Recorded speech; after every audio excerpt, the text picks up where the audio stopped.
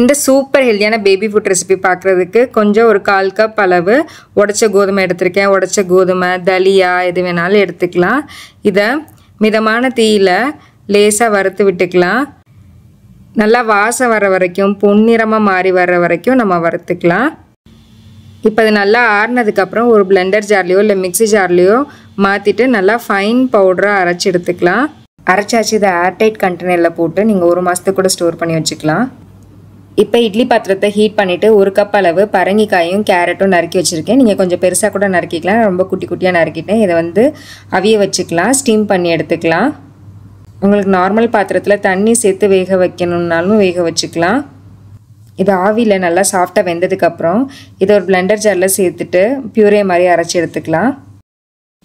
இப்போ ஒரு பேனில் கொஞ்சமாக நெய் சேர்த்துட்டு நெய் நல்லா காஞ்சதுக்கப்புறம் இது கூட கொஞ்சமாக கடுகும் சீரகமும் சேர்த்துக்கலாம். நான் கொஞ்சம் அதிகமாகவே சேர்த்துருக்கேன் கடுகும் சீரகமும். நீங்கள் இதோட கம்மியாகவே சேர்த்துக்கோங்க.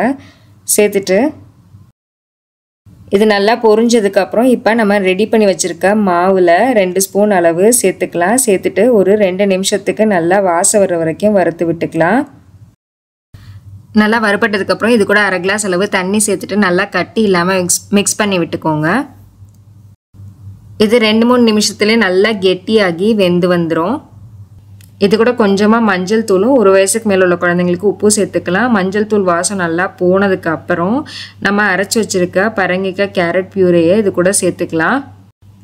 கேரட் பரங்கிக்காய் ரெண்டுமே குழந்தைங்களோட இம்யூனிட்டி நல்லா அதிகரிக்கும். மழை காலத்தில் கொடுக்குறதுக்கு ரொம்ப பெஸ்ட்டான ஃபுட்டு.